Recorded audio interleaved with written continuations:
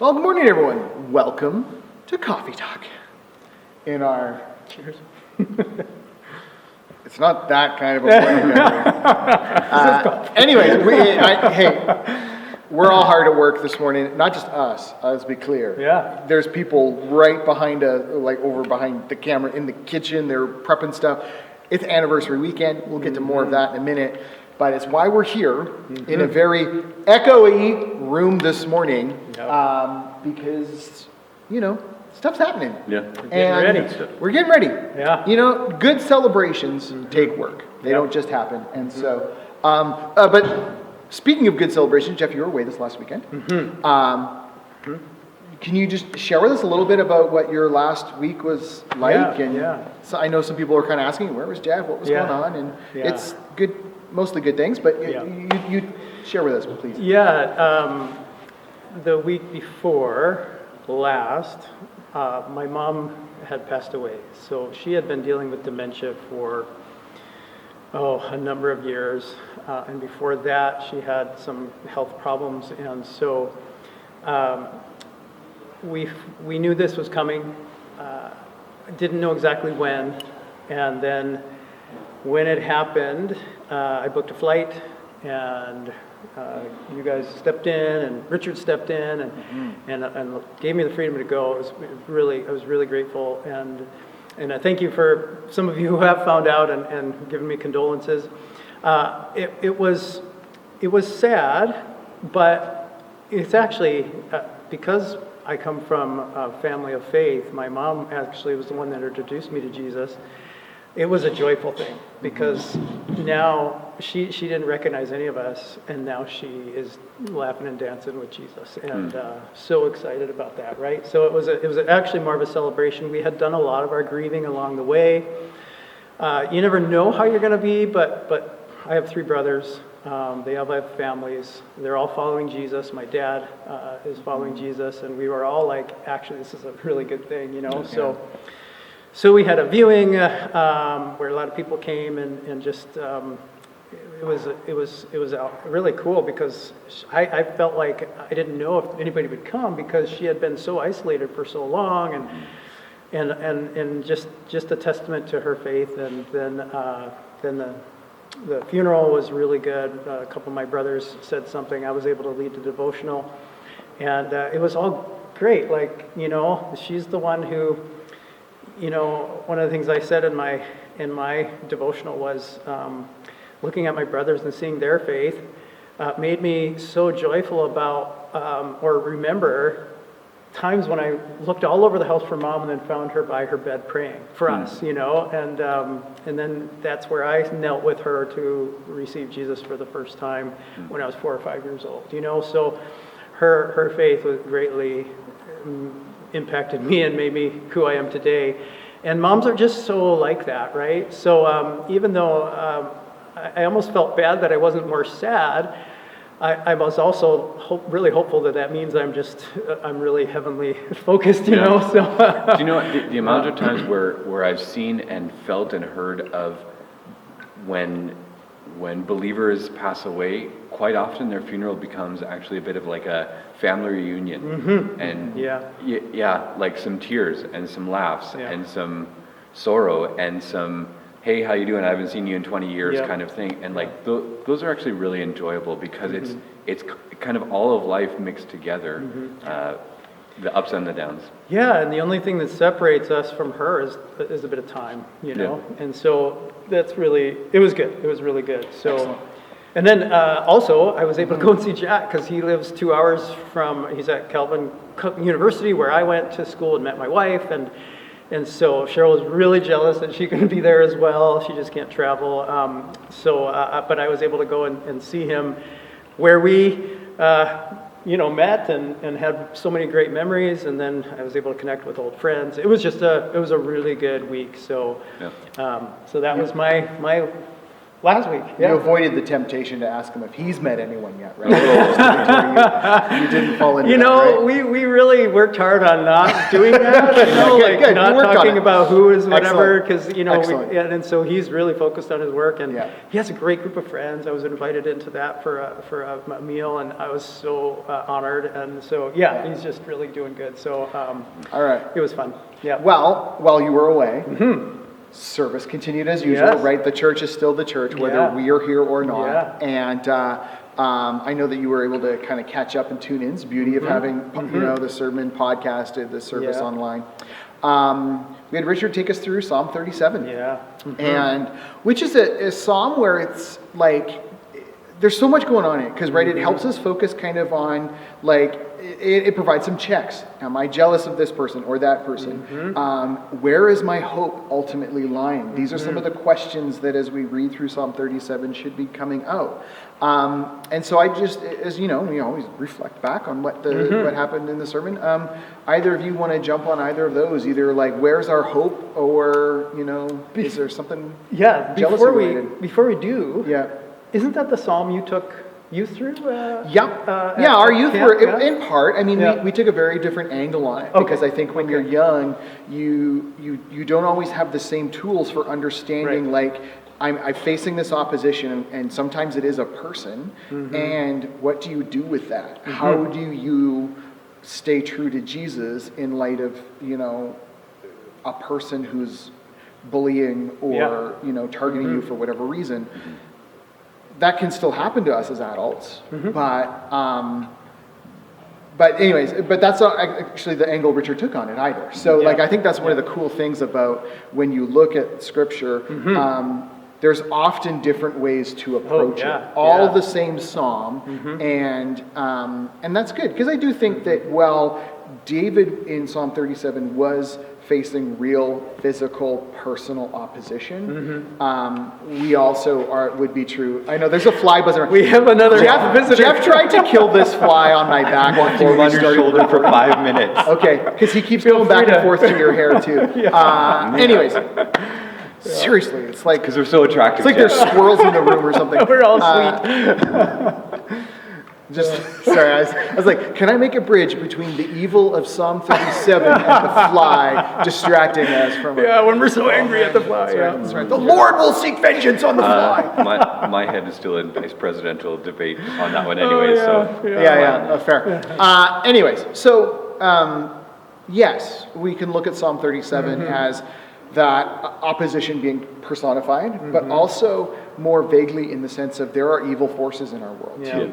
And I think Richard tried to touch on both. I think he definitely left it at the level of there, you know, we have an enemy, but it is also, there is just evil as at work. But yeah, and then to be careful not to become jealous of those who seem to be getting ahead. Yeah. Like, what is ultimately getting ahead? Yeah. Our world has different standards for Yeah. that than God's kingdom. On that note, that's something that I'm going to keep scratching my head because there's this but I thought it was interesting what you just said. Yeah. The psalm I go Glad to you could is- hear it with the is- fly. is Psalm 73, which, you know, 37, 73. That's the one I go to when I feel jealous of people who seem to be getting ahead, not following the ways of the Lord, right? And that psalm touches on that too. So it would be take some time to read both 37 and 73 and let me know what you think about the similarities. But yeah, that's just something I noticed. But go ahead. One of the things I really heard was when he came back to the word vindication, and like we assume that that's like God just coming out with a big stick, right? I'm right, they're wrong. God has a big stick. God, you're on my side. Go get him, right? That feels like vindication, you know. But I love that Richard brought us to vindication. Really is understanding God's eternal perspective in all things, and actually being able to actually take a step back, not only from your problems or from the people that you feel like are opposing you, but actually to the whole of creation being redeemed ultimately, right? And that's really our goal and our hope in all of this, in all of life, is that we would be people of redemption, of this redemption story, and we would be celebrators of that as well too. And so it's easier then to have that larger perspective of like, this is the righteous, this is the godly, God go get him because I'm the good guy. But actually a larger perspective actually also gives us that fact of like, God will make things right that are unjust. God will lead his people who follow him. And hopefully that's me, because some days, I Go back I and make read terrible 1 John, we decisions. can be certain. Yeah, we can be certain. 'Cause of But you know Jesus. that like, Yep. but you know that it gives that sense of like, let's step back. Because, even as a parent or whatever, when I see injustice, I want to step in, I want to make it right, because, I have that sense of a big stick. But God has this larger perspective that maybe I need to have as well too, of kind of stepping back. And then in doing so, it opens up this larger scene, which then kind of is how Richard ended, to say, ultimately, that like, I keep forgetting where it is, and hopefully now I remember that this is the psalm that has delight yourself in the Lord. Verse 4. Right? Yep. So delight yourself in the Lord, and to focus on him and understand that that's actually this larger joy that we get to celebrate in this sense of God making all things right. God is all about justice, but it's good justice. It's not just me versus them.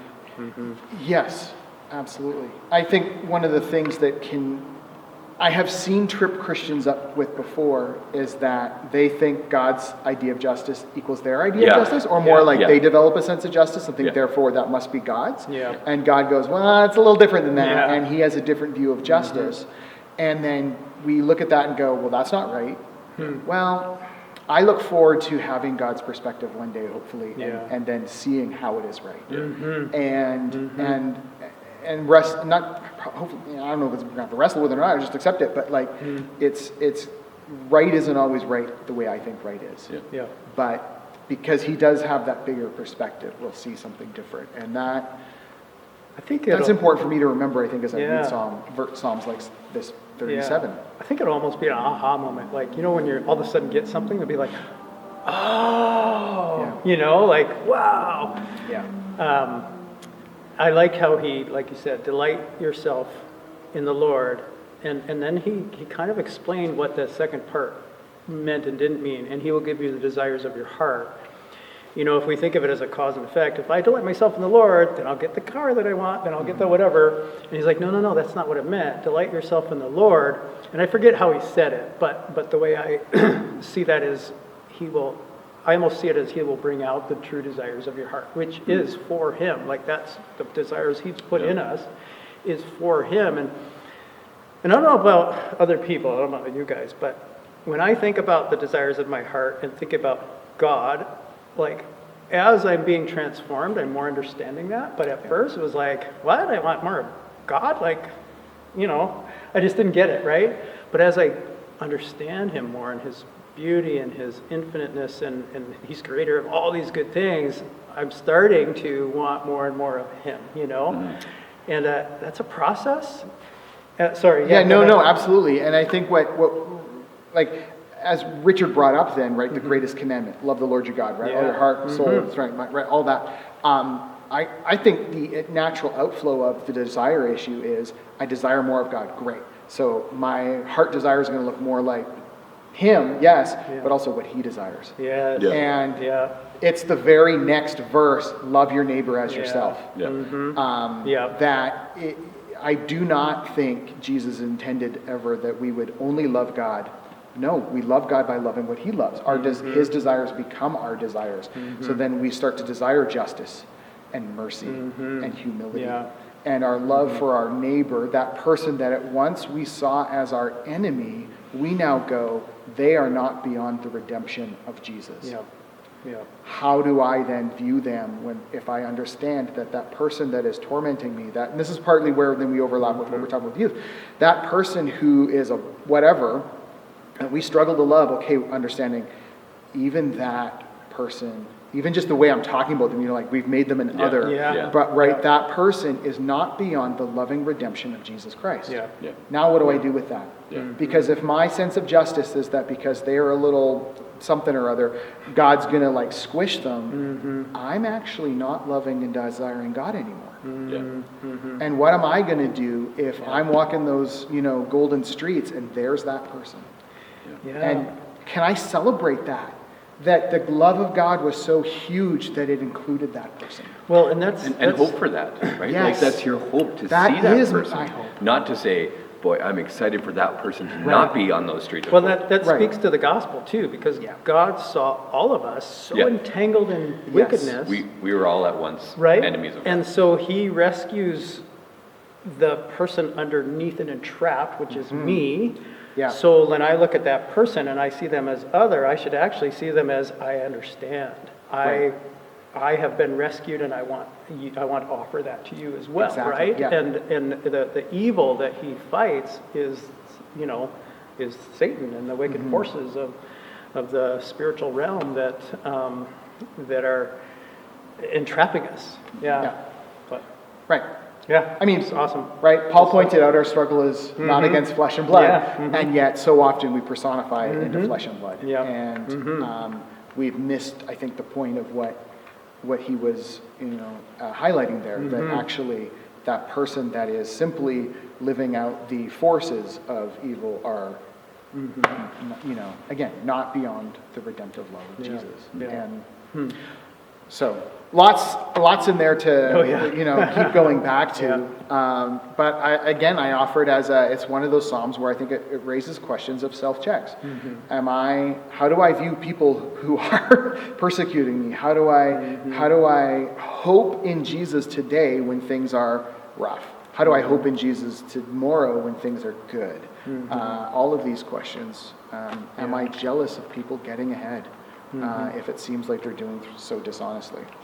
All of these questions are good questions to wrestle with, pray through, Ponder, meditate, and continue. But memorize the song. Absolutely. Yeah. this weekend, we're going to do a whole lot of celebrating and looking back, and in really positive ways. It's a family reunion of sorts. Yeah, it really with is. a whole lot of Yep. new family Yeah. who are often older than us. It's like a whole lot of people get adopted in. The young, the old, Yeah. the whatever. And Friday night is going to be a great place to be. Sunday morning, equally awesome, just different. And any things that the two of you are looking forward to with this upcoming weekend?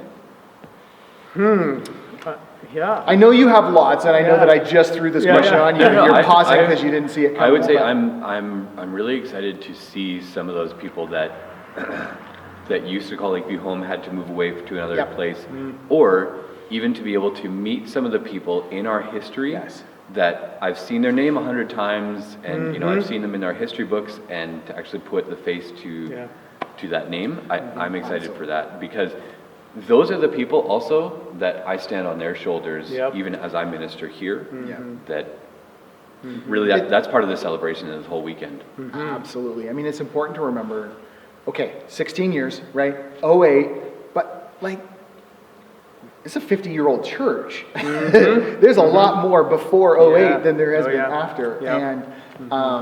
And so it's Yeah, great to look at that. And part of Friday night, we'll be telling that story briefly, and we'll actually have a And booklet for that. How, and, yeah, it's fun for me that it's some of the newest Lakeview people that are the ones telling that. Yes, Like, yes, it really It is. isn't just that we got like the longest, I'm going to use the O word, the longest serving people to Yeah. come around and tell that Right. story. It's even the newest who've gone, all right, Yeah. we're excited to be here. Yeah. We want to tell this story because we think Yeah. it's worth telling Super cool. and celebrating it together. I might have cut you off there. Anything else Nope, you want to that's add? good, All right. yeah. And then, of course, the world's ending October 7th. We have nothing beyond it. No, I'm kidding. It's like, we have been so focused on the 50th. And it's like, is that, Well, Thanksgiving is the yeah, weekend that's cool. We after. can say thanks So, again, yeah, we so- will continue to say Yeah, thanks. It's yeah. October. It's a great month for That's not saying the only time thanks. to say thanks, but yes. I think there's probably a Bible verse or two about, giving thanks continually Yeah, or always, yeah. or maybe Yeah. that's praying. But in all things, we're going to give thanks. Yeah. Anything else, though, on the horizon besides? I know women are already planning things like Christmas, but we're not going Oh, to go there yeah. yet. Our heads Yeah, not ready for yeah. that. But just Yeah. know that, yes, we are looking forward to a full fall of ministry as we... Life groups will be starting, so if you're interested in a life There you group, let us know. We are planning those life groups. We are aware that there's probably some people that want to be a part of one that haven't, so we're trying to figure out how to make those work. So let us know if we're not aware that you're interested yet. So, and even if you are, even if we are, just let us know. Excellent. Well then, we'll hopefully see you Friday and Sunday, or at least one of those, if not both, and maybe Saturday and Thursday and Wednesday, because there's lots of ways to help. Just come on down to the church. Show up at any time, any part of the day, and there's probably We've we'll put you got to work we've somewhere. got a bed for you. You can stay here. We've got food. We've got coffee. I am tempted to clean off the couch in my office, and we joke because it's actually joyful work. And so, anyways, we'll see you this weekend, and if not, then you'll be able to, well, join us online, and we'll see you in the near future. Thanks for spending some time together today, and we'll connect real soon.